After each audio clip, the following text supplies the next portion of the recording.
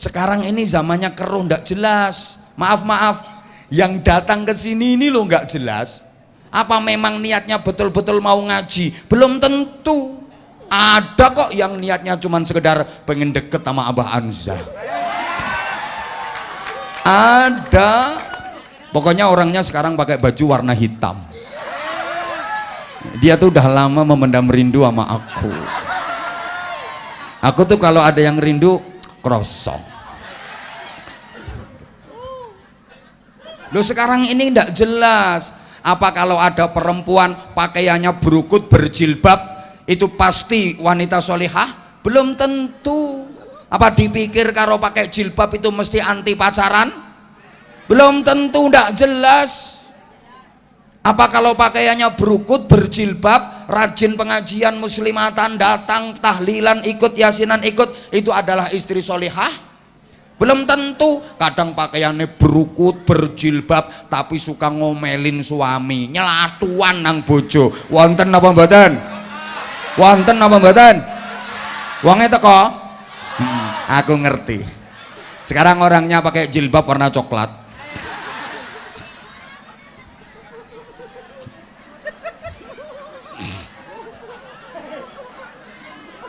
Lah peringatan Maulid Nabi ini tujuannya apa? Ya agar kita makin mencintai Nabi Muhammad. Kemudian langkah berikutnya mencontoh dan meneladani perilaku hidupnya Nabi Muhammad sallallahu alaihi wasallam. Coba diantara fadilahnya peringatan Maulid Nabi, ketika Nabi Muhammad dilahirkan, jagat raya semesta pun ikut berbahagia.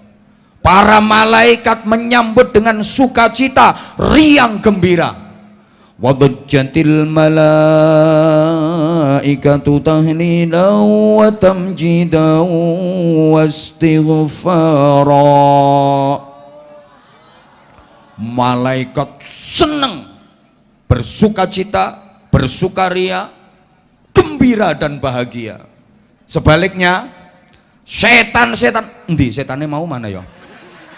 Nah, setan-setan mangkel, geting, gelo, benci. Makanya sederhana, kalau ada orang seneng dengan peringatan Maulid Nabi, berarti dia seneng dengan kelahirannya Kanjeng Nabi, berarti dia bolone malaikat. Kalau ada orang nggak seneng dengan peringatan Maulid Nabi, berarti dia nggak seneng dengan kelahirannya Nabi. Lah orang seperti itu berarti bolone. Kalau ngomong setan jangan sambil ngelihat saya dong. Masa ada setan semanis ini? Allahumma sholli ala Muhammad. Riwayatnya sangat masyhur para jamaah. Manusia yang paling terlaknat di jagat semesta ini, bahkan dikutuk oleh Allah, manusia paling bejat, itu namanya Abu Lahab.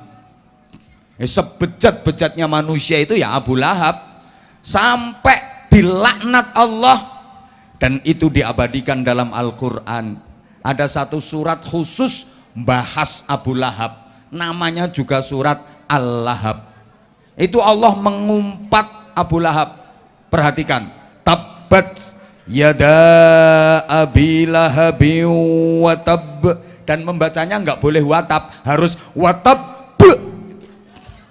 Saking gregetennya Allah sama Abu Lahab, saking bencinya Allah sama Abu Lahab, itu sampai diumpat. Tabat itu umpatan dalam bahasa Arab. Sakingannya kiai-kiai sepuh dulu itu halus-halus, hanya dimaknani celaka Abu Lahab. Padahal tabat itu artinya lebih dari celaka. Kalau orang Jawa bilang yo misuh. Tahu misuh nggih? Siapa ngomong contoh nih mau? Ya ndak usah contoh. Pokoknya tabat itu ya apa ya? Tabat itu suh ngono. Misuh kan jebe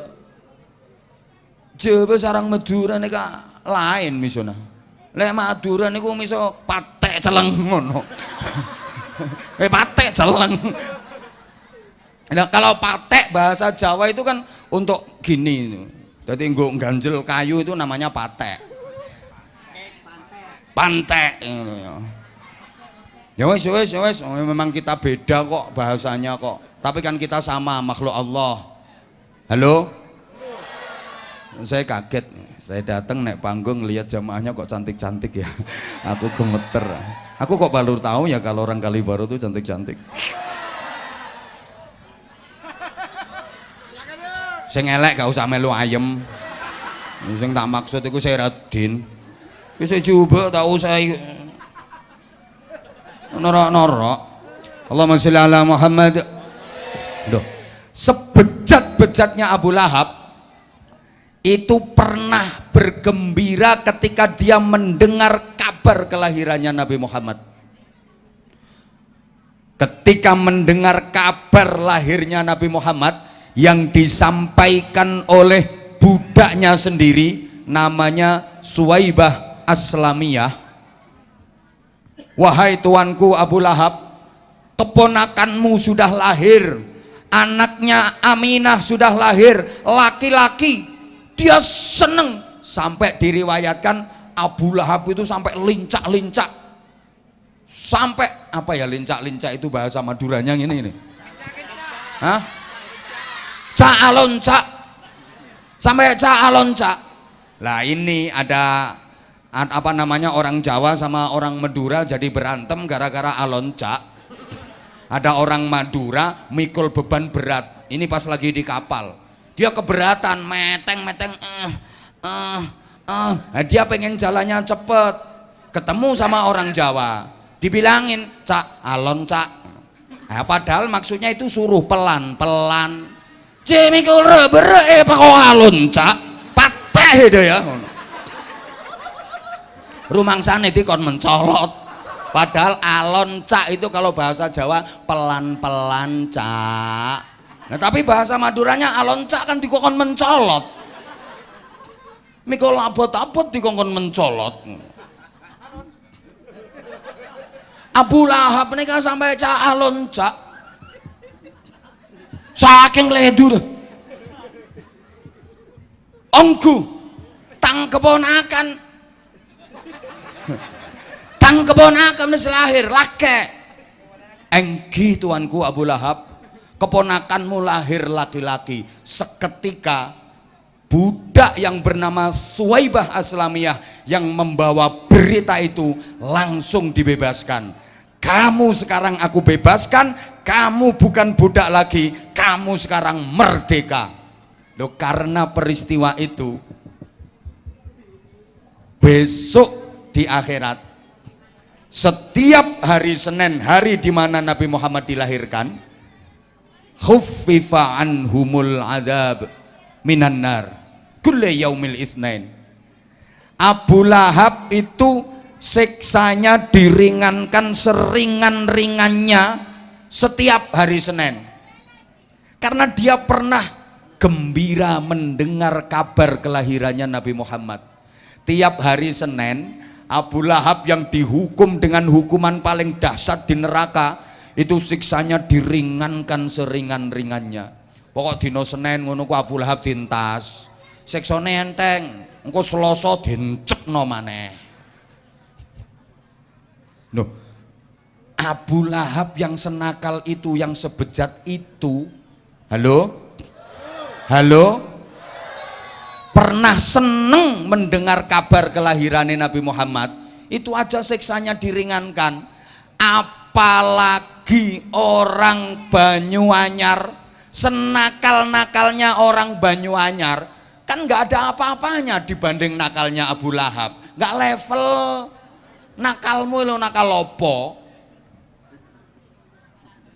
ndak level, asal masih punya iman, seneng dengan kelahiran Nabi Muhammad, bukan hanya diringankan dari siksa, insya Allah dibebaskan dari siksa neraka. Ngono kok jarene maulid bid'ah, peringatan maulid bid'ah. Oh colok engkak gini. Mau tak seneng, ndak usah mengelok-elokkan. Tahu saja ngucap. Lah kemudian iya ya.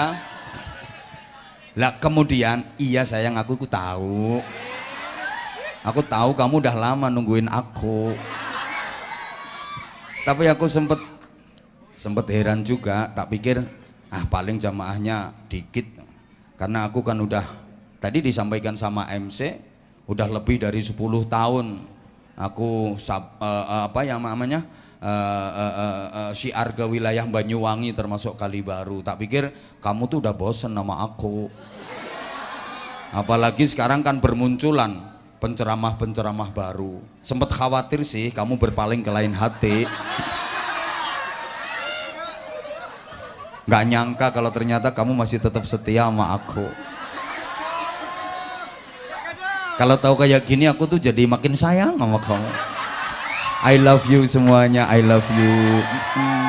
Love you. Love you. Sing tuwek gak usah. Tuwek melukis bae. Gila nih. Khusus sing nom ngene. Iki untune kari loro ngene ngene. Nah tak balekno sing tuwek.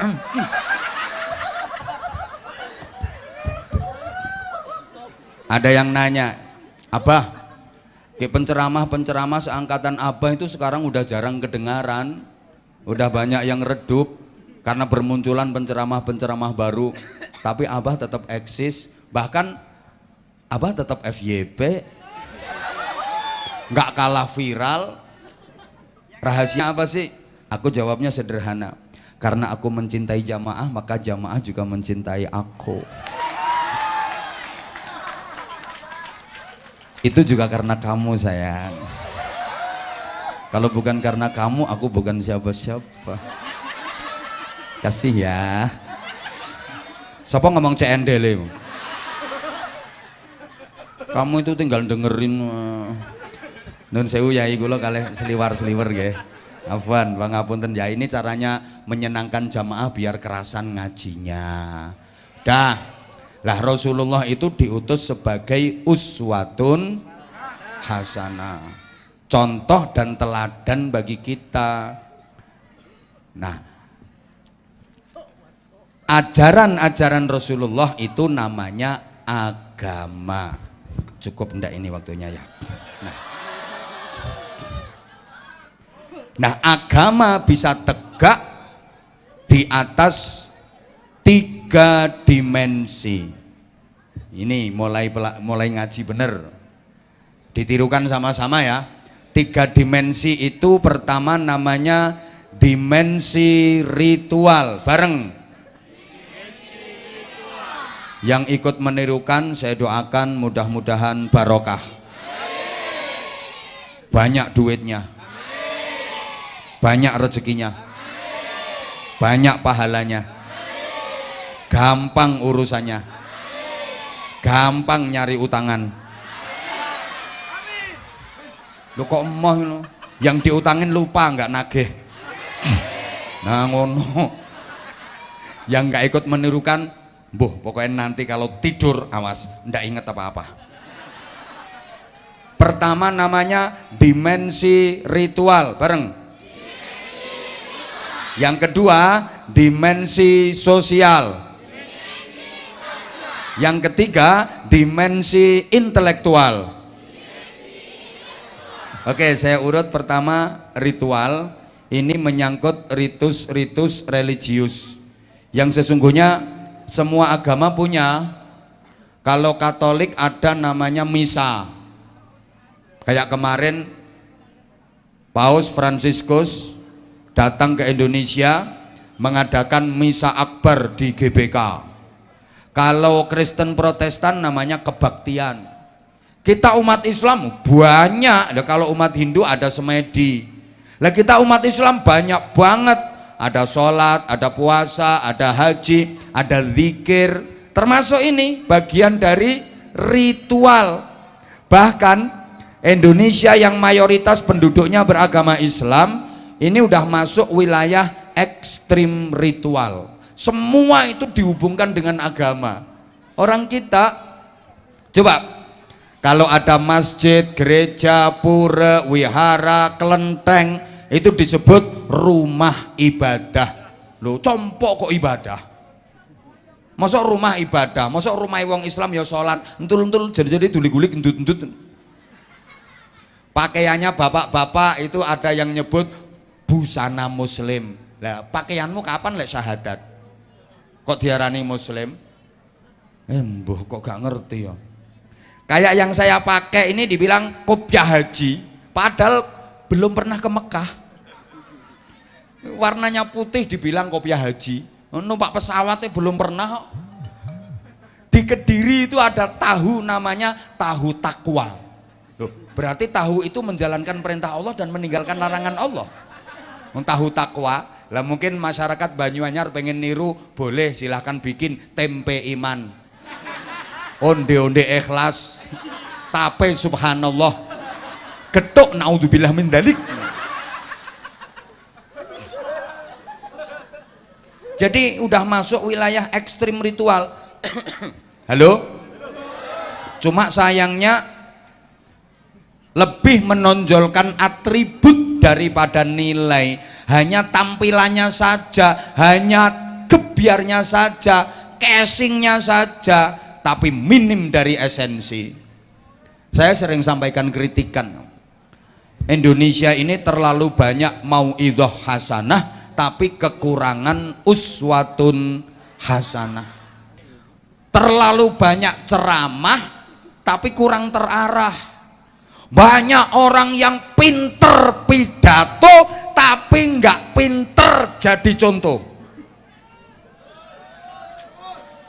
Nggak usah keplok, engkau nanti arahnya ke saya nanti. Loh, sekarang gitu. Banyak orang yang pinter pidato tapi nggak bisa jadi contoh. Pinter ceramah tapi dia nggak bisa jadi uswah. Pandai berorasi nggak pandai berekspresi. Di Indonesia ini tak cari tukang pidato, tukang ceramah, banyak banget, banyak ongguh, belader sapirang-pirang.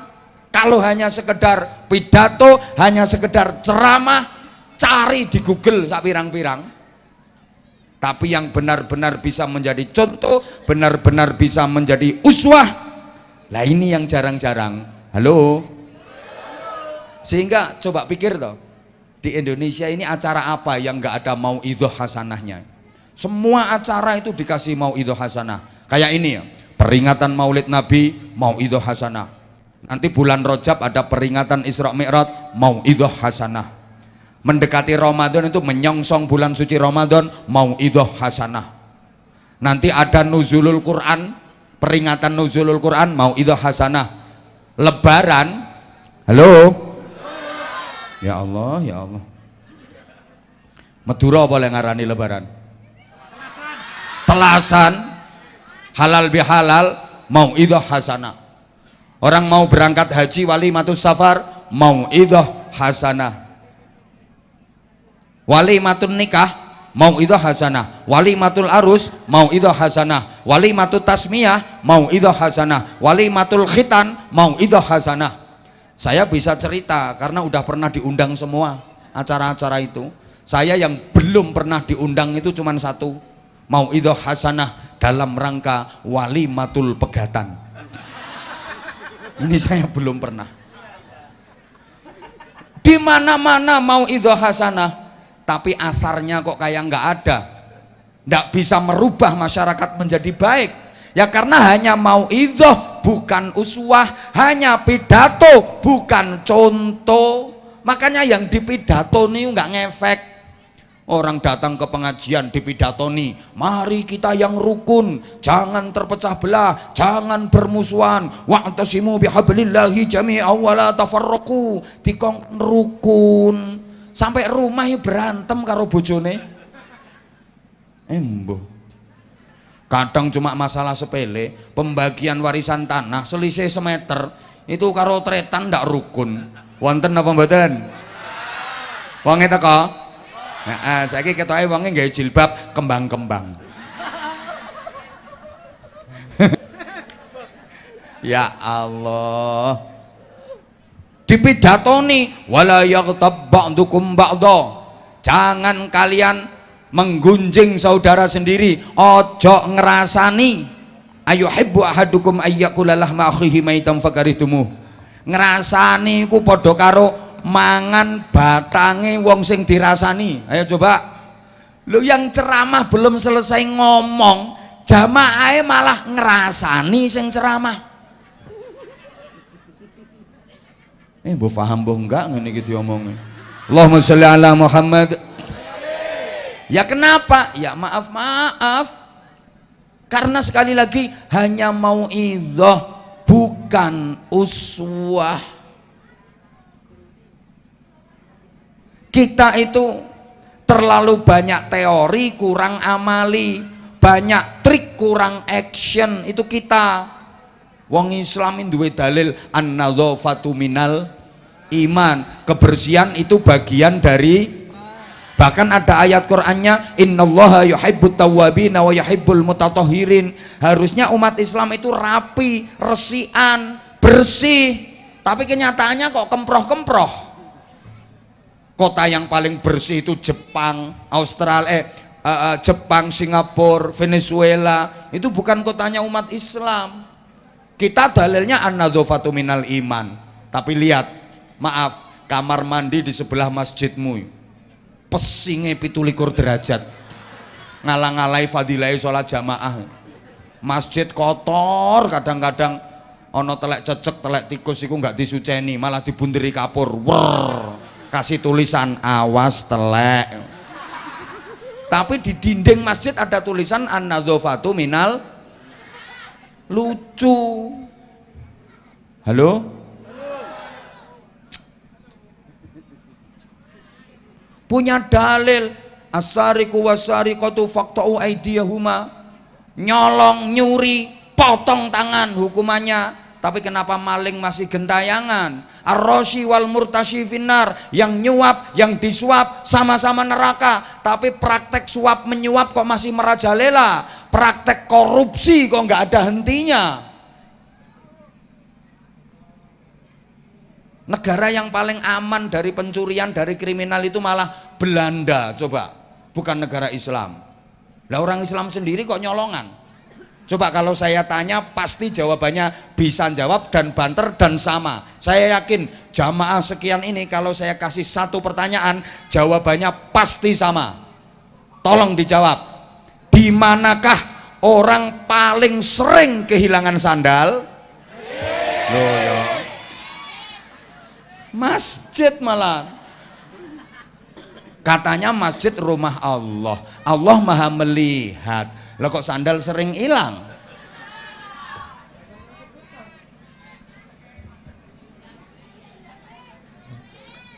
Ulama dulu, kiai-kiai dulu sukses mengembangkan Islam kepada masyarakat bukan dari ceramahnya, bukan dari pidatonya, bukan dari mauidhah hasanahnya, tapi dari uswatun hasanahnya.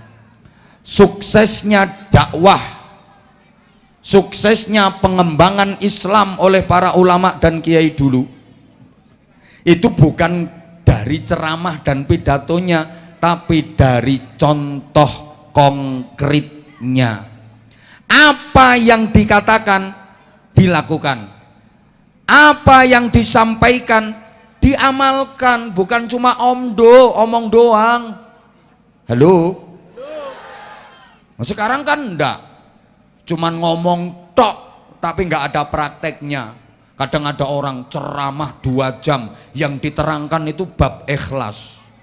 Para jamaah sekalian, mari kita beramal yang ikhlas sebagaimana firman Allah Subhanahu wa taala, "Wa ma umiru illa liya'budullaha mukhlishina lahuddin." Ikhlas itu bukan karena apa-apa, bukan karena siapa-siapa, beramal murni semata-mata karena Allah, berharap ridha Allah, tidak berharap bayaran, tidak berharap balasan manusia, karena balasan manusia hanya kecil nilainya. Allah yang membalas dan balasan Allah jauh lebih besar nilainya. 2 jam pidato tentang ikhlas, selesai pidato pulang gak disangoni karo panitia, ngamuk-ngamuk, gremeng.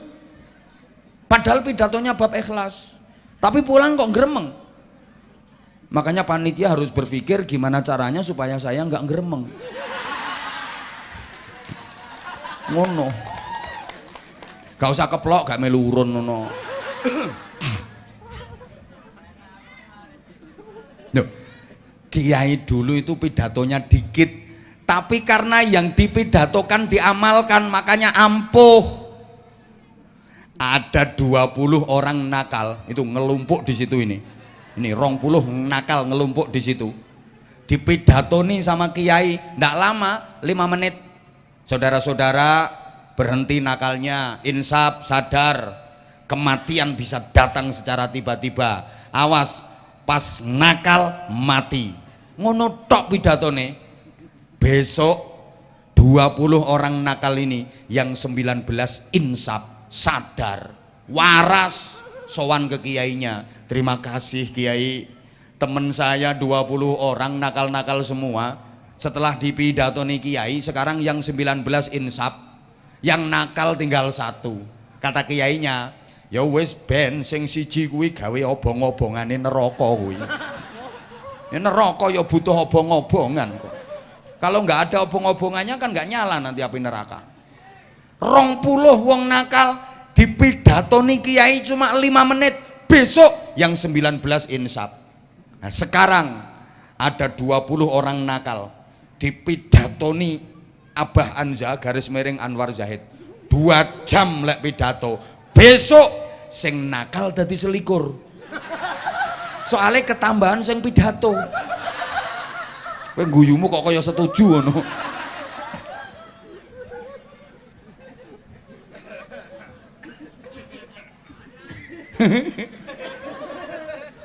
Lu kiai dulu itu pidato sebentar kok. Assalamualaikum warahmatullahi wabarakatuh. Tantretan sedejene sebadan kaula amul jage. Ki supaya kenging rahmat Allah, sayangi sareng Allah, jek kelopain mon malam tahajud. Ki pon sekadin to sebadan kaula aturage. Akhirul kalam, assalamualaikum warahmatullahi wabarakatuh. Pleman ngono tok pidatone. Tapi kiai yang ceramah tentang tahajud itu istiqomah qiyamul lail, tiap malam nggak pernah meninggalkan tahajud, makanya ampuh nasihat-nasihatnya gitu loh. Woi, sekarang ini ceramah 2 jam.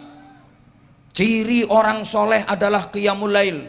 Kalau pengen diangkat derajatnya dunia akhirat sama Allah, istiqomahkan sholat malam, jangan tinggalkan tahajud. Sebagaimana firman Allah subhanahu wa ta'ala dalam Al-Quran surah Al-Isra, wa minal layli fatahajjad bihi nafilatan lak asa ayyab'athaka rabbuka maqaman mahmuda. Sing ceramah babar pisan gak tahu tahajud. Halo? Khotbah pertentangan sidang Jum'ah yang berbahagia. Sekarang kita memasuki bulan Dzulhijjah. Bagi yang mampu diwajibkan menjalankan ibadah haji. Bagi yang belum mampu ada anjuran untuk berkorban. Mari kita sisihkan sebagian harta kita untuk melaksanakan ibadah korban. 1 orang 1 kambing. Kalau seekor sapi bisa digunakan sekeluarga untuk 7 orang. Sing khutbah dhewe gak korban malah tukang ngentekno daginge.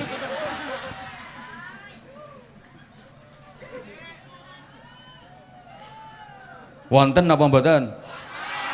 Wonge teko? Lungguhe nang ngisor apa nang panggung? Sing ndi wonge? Pakai celana apa pakai sarung? Sarung. Bajune lengan pendek apa panjang? Ndi to wonge? Ajak-ajak rukun. Ayo rukun, ayo rukun, ayo rukun. Loh tapi dia sendiri nggak rukun, gara-gara beda pilihan klebun, gara-gara beda pilihan caleg, gara-gara beda pilihan calon bupati. Wonten apa mboten? Padahal wonge pinter loh. Wonten apa mboten? Wonge teko? Manggon ngisor apa nang panggung? Nganggo celana apa sarung? Bajune lengan pendek apa panjang? Ya Allah. Pecine ireng apa putih? Wonge lungguh apa ngadeg?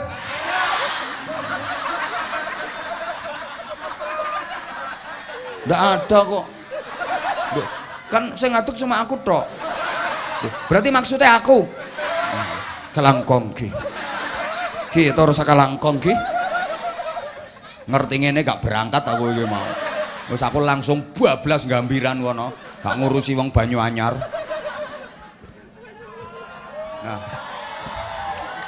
Dan iya. Dan pantas saja kalau doanya juga ampuh. Walaupun maaf kadang doanya ndak fasih.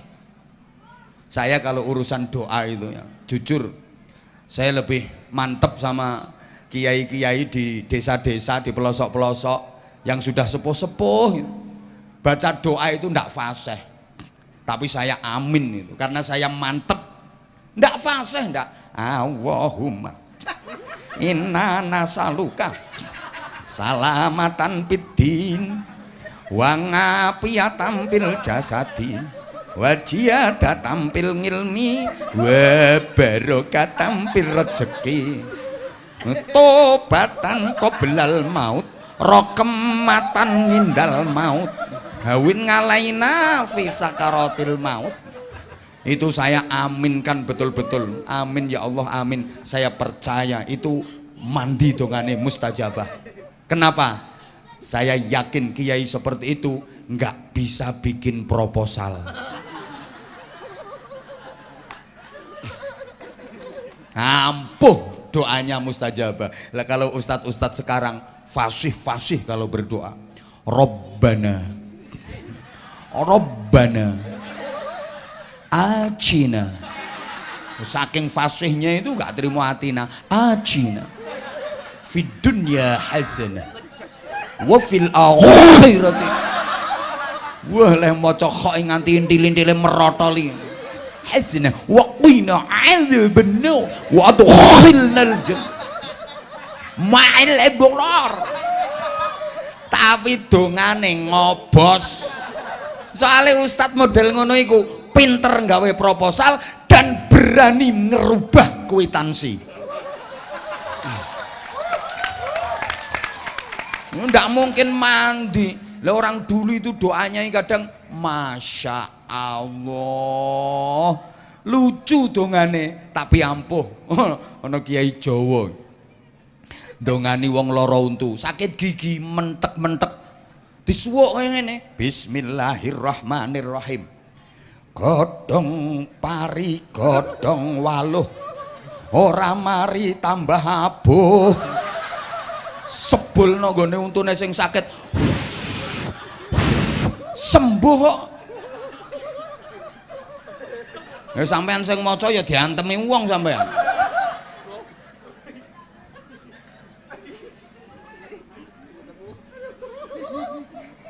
Punya acara hujan deres itu ndak usah nyari pawang, ndak usah nyari dukun, malah ditantang itu hujan, lepas baju, menantang langit. Doane tuh ngene cara Jawa, karo ndangak nantang udan, deres ini udane. Bismillahirrahmanirrahim. Langite ora sida udan, udana mek saoyoh jaran. La ilaha illallah Muhammadur Rasulullah. Hujan deres langsung keracak sauyo jaran pet terang reda hujannya. Saya pernah praktek lu bener pas ya pengajian kayak gini malam-malam pula ndak ada tenda ya kayak gini lu serius-seriusnya saya ceramah hujan deres jamaah berdiri semua mau bubar. Saya teriak jangan bubar, kita berada di majelisnya Allah, majelisnya Rasulullah yang menurunkan hujan Allah, yang bikin hujan reda Allah. Sama-sama doa minta hujan reda kepada Allah. Aku teriak mandek kabeh ndak jadi bubar. Loh, aku teriak bukan karena apa-apa, aku nggak mau kehujanan sendirian. Enak orang-orang mau buyar nanti aku kodanan dewe aku. Lah aku mau lari duluan ya malu aku sing ceramah kok. Akhirnya saya ajak baca ayat kursi, terus Fatihah sama tabat 3 kali. Alhamdulillah tambah deres. Ini saya mikir, lah saya ayat kursi, Fatihah, tabat 3 kali, kok kalah karo doa uyuh jaran. Bisulen nih lo, bisulen teyang nambahnya nganggo upel lirung nih lo, coba dongane mek bismillahirrahmanirrahim, kidul kono ana Semar gawe pundung, upilku irung gak sida dadi udun, la ilaha illallah Muhammadur Rasulullah, ambil upil irung dicutik dioserno dioles udune sembuh. Nah iki aku tahu praktek temen nih, pernah bisulan gede tiang aduh, besok ada jadwal ngaji, lah ini kalau nggak sembuh panas dingin nih. Aku inget wah iki ana donga mandi, sore-sore tak baca Bismillahirrahmanirrahim, kidul kono ana Semar gawe pundung, upilku irung gak sida dadi udun, la ilaha illallah Muhammadur Rasulullah, tak cutekno upil irung. Kate aku pas beler dadi oleh akeh. Pas meler kok wis ngusep-usepno. Subhanallah, sore tak suwuk, paginya udune langsung manak telu. Doanya sama tapi ampuhnya berbeda. Gitu loh. Halo? Syekhona Khalil Bangkalan. Wah, kiainya kiai se-Indonesia. Terkenal waliullah, ampuh. Itu ada klebun. Beda klebun, keduan hajat. Mantan. Waktu itu musim penghujan. Gitu loh. Lah klebun ini kan mikir, aku punya hajat kalau hujan nanti nggak ada yang datang ini. Gimana? Kacau ini. Akhirnya sowan ke Mbah Yai Khalil Bangkalan, minta tolong, Kiai, nyuwun doa. Ke mandar nih kita hujan Kiai. Kula keduan hajat mantan Kiai. Mbah Yai Khalil nggak ngapa-ngapain. Di depannya ada kertas, terus nulis eret, dilipet, terus dibilangin, ini pasang di atas pintu depan rumahmu, jangan dibuka kalau hajatmu belum selesai. Jangan buka, mun hajat heda kita marah. Jangan dibuka ini, kalau dibuka gak mandi. Wes, begitu waktunya tiba, klebun itu punya hajat, hujan deres, sekitar Bangkalan itu hujan deres semua. Tapi desanya klebun itu gerimis kecil aja enggak, betul-betul ampuh itu. Sampai ini klebun penasaran, ini yang ditulis sama Syekhona Khalil ini apa kok begitu ampuh? Ayat kursi apa ayat meja? Ada apa itu? Oh, ulane bapak-bapak ucul. Oh saya ya kayak gini lagi cerita serius-serius ribut perkara wula. Dilanjut apa ndak? Ya kalau dilanjut ya duduk lagi, wong wula cilik ae kok wedi. Halo? Mbah. Oi. Ini Pak Lurah klebun penasaran, begitu ampuh jimatnya yang ditulis sama Syekhona Khalil. Wong sekabupaten Bangkalan itu loh hujan deres semua, tapi desanya klebun yang punya hajat nih terang benderang, gerimis kecil aja enggak. Begitu hajatnya selesai, klebun penasaran, ini yang ditulis Syekhona Khalil ini surat ikhlas apa surat gak ikhlas, ayat kursi apa ayat lemari. Akhirnya kan kalau hajatnya udah selesai boleh dibuka, diambil dibuka. Begitu kertas dibuka, klebun niki tertawa terbahak-bahak, agel, karena ternyata lucu. Yang ditulis Syekhona Khalil ini bukan ayat Quran, bukan sholawat, bukan wifid, bukan jimat, bahasa Madura. Bunyinya gini tulisannya, pala anak klebun raja.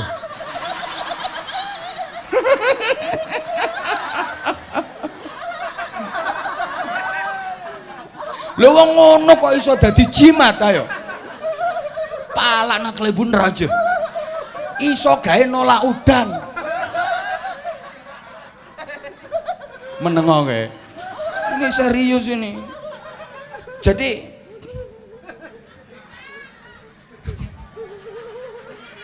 ya,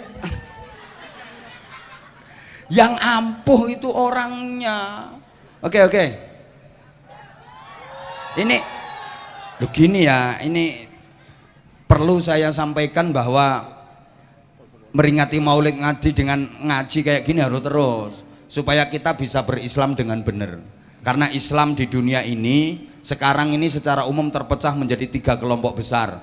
Ada yang tatoruf, ada yang irhabi, ada yang tawassut, ada yang radikal, itu yang keras-keras itu. Ada yang liberal, agama hanya difahami dengan akal, itu liberal.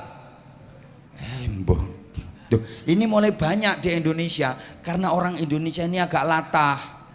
Ada orang punya jamaah dikit aja nanti udah ngaku-ngaku jadi kiai, jamaahnya tambah banyak mulai naik ngaku jadi wali, nanti punya banyak pengikut nabi.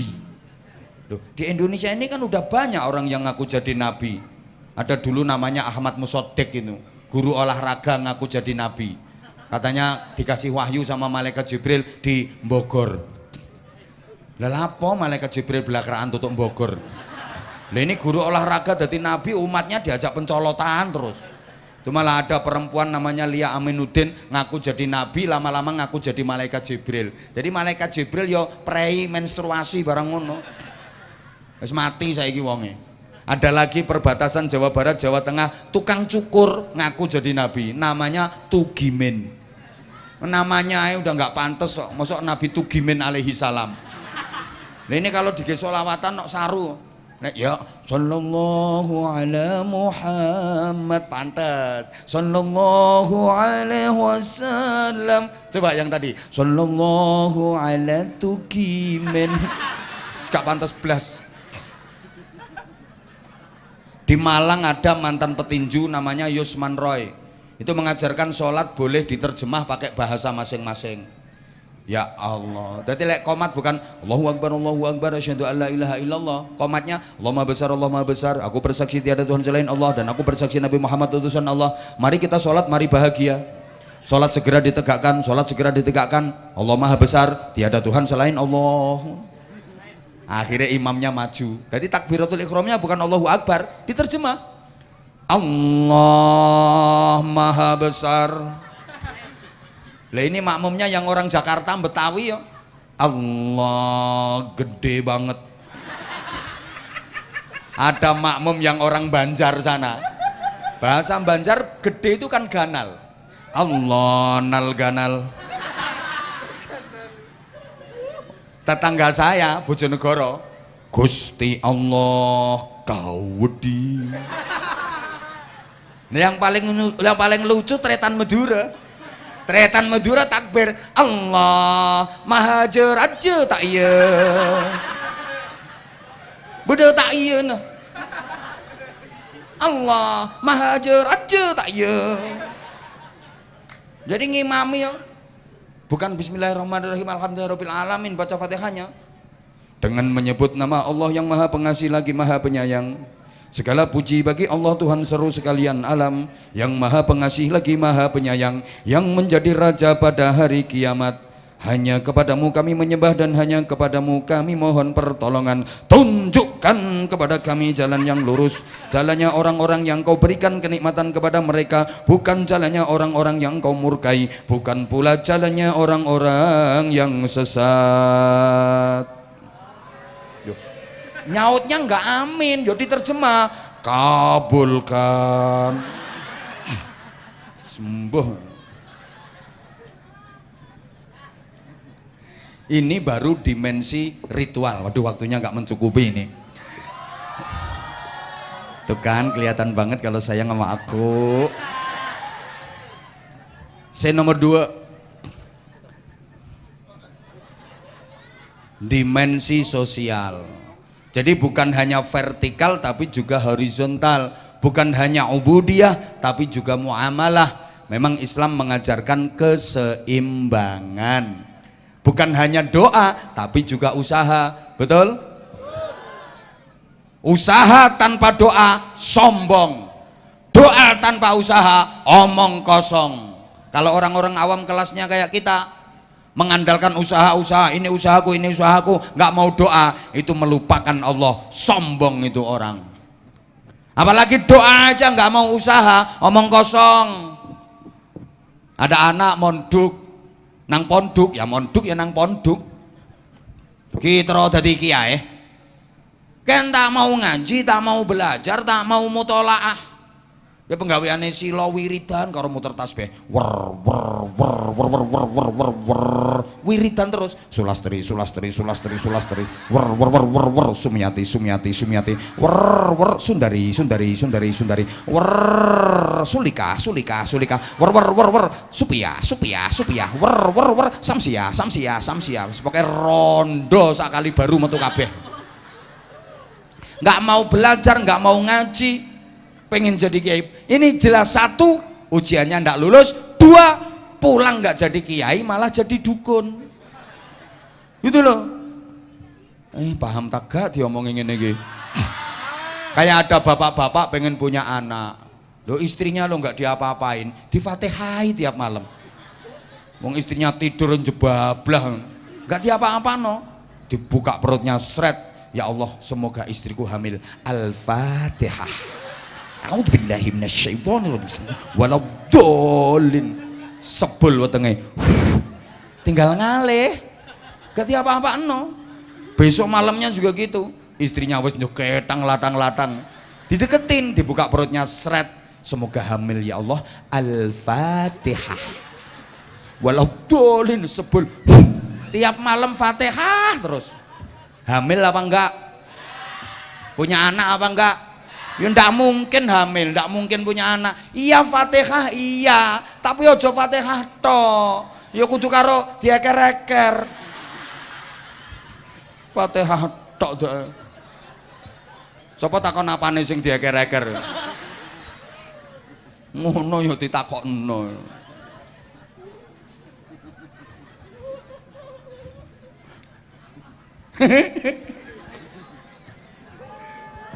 Duh, bektona sih tak cukup. Siapa ngomong larang-larang? Saya ngomong mahal larang musuh. Ya, pengen murah ya ketua RT-mu kon ceramah. Gak usah ngundang toko Bojonegoro. Ayo ketua RT naik ceramah. Larang murah tergantung kualitas. Lokal karo internasional yo seje.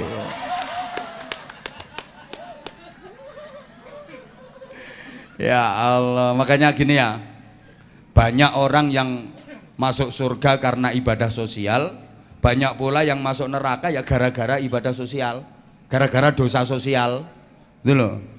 Ingat gak ada seorang kiai masuk neraka nggak bisa masuk surga gara-gara selilit. Tahu selilit?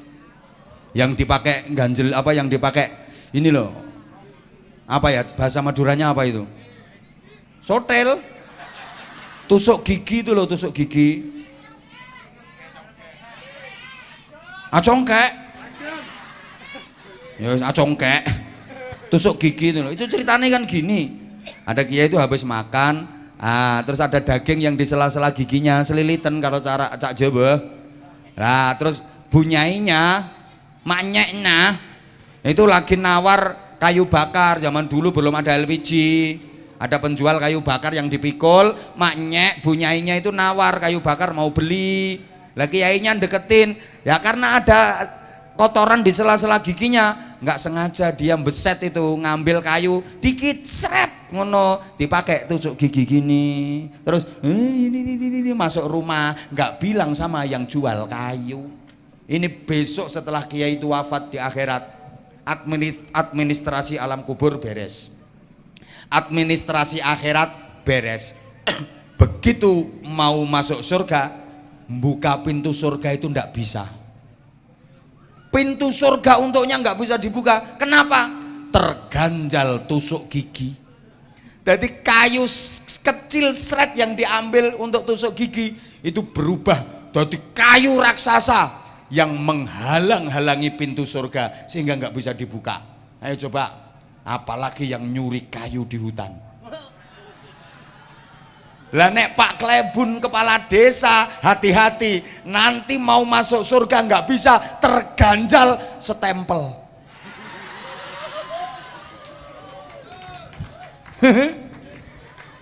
Nek kiai yo penceramah yo keganjelan mik. Lawange swarga keganjelan mik ra iso mlebu. Tapi di sisi lain ada perempuan nakal masuk surga gara-gara ngasih minum ke anjing. Ngasih minum ke patek. Loh, kan ini ceritanya ada perempuan nakal. Apa ya namanya perempuan nakal itu? Apa? Purel. Ya begenggek atau lonte-lonte. Ini lonte pulang dari majelis perlontean. Ini di tengah perjalanan dia merasa lapar, merasa haus. Akhirnya dia berusaha nyari minum, nyari sumur. Ada sumur tua, seneng dia. Tapi nggak ada timbanya. Dilepaslah selendangnya, dimasukkan ke sumur, setelah basah oleh air diambil, kemudian diperes ke mulutnya, diminum, seger dia.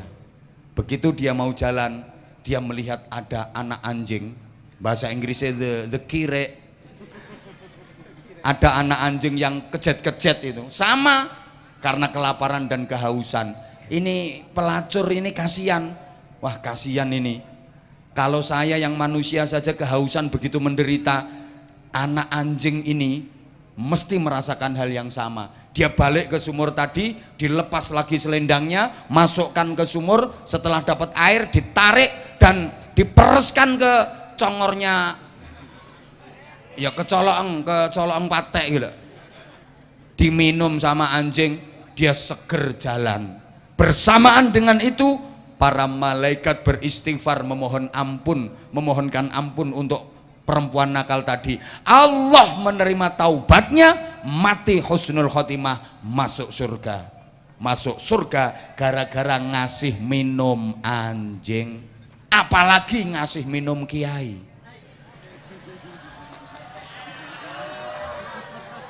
Aslinya aku yo pengen minum tapi todus. Ini pentingnya dimensi sosial. Ibu bapak, halo? Ibadah haji itu ritual, urusan sama Allah. Tapi kalau sosialnya nggak beres, ditolak. Kan ada cerita. Halo? Orang haji pakai duit haram. Man hajja bi haramin aw min haram, idza qala labbaik Allahumma labbaik fa ajaballahu lahu la labbaik laka wala sa'daik. Orang berhaji pakai duit haram, ketika dia bertalbiyah labbaik Allahumma labbaik, ditolak sama Allah karena duitnya haram yang dipakai untuk haji. Dia talbiyahnya khusyuk, labbaik Allahumma labbaik labbaik la syarika laka labbaik. Dijawab sama Allah, gak labbaik-labbaikan. Labbaik apaan? Duit haram dipakai ke sini, gak diterima sama Allah. Makanya ada cerita, ada pejabat sekelas, ya pokok pejabat lah, nggak saya sebut namanya, itu pergi haji sekeluarga pakai duit hasil korupsi. Awalnya lancar, tapi ketika lempar jumroh ada kasus, ada masalah. Apa masalahnya? Batu yang dipakai ngelempar jumroh itu balik terus. Setiap dilempar bismillahi Allahu akbar, cetak batunya balik. Diambil lagi dilempar bismillahi Allahu akbar, cetak balik. Berkali-kali dilempar balik, dia penasaran, diambil itu batu, diperhatikan, ternyata batu itu ada tulisannya, maaf, sesama setan dilarang saling lempar. Podo setanian teman-teman. Nah kan lempar jumroh itu simbol ngelempar setan, jarine setan, podo setane ngantem kan gitu. Ya Allah. Nah ini aku dirubung kewan nopo iki jenenge. Lumayan baunya. Panitianya memang sentimen, jadi sengaja meja saya ditaruh persis di bawah lampu supaya binatang-binatang ini jatuh ke minuman dan nanti saya minum. Halo? Halo? Nah yang terakhir dimensi intelektual itu namanya ilmu pengetahuan. Jangan sampai jadi orang bodoh. karena amal kalau nggak didasari dengan ilmu ditolak. Ini saya sebenarnya keterangannya masih separuh, tapi karena keterbatasan waktu saya mohon maaf yang sebesar-besarnya. Jamaah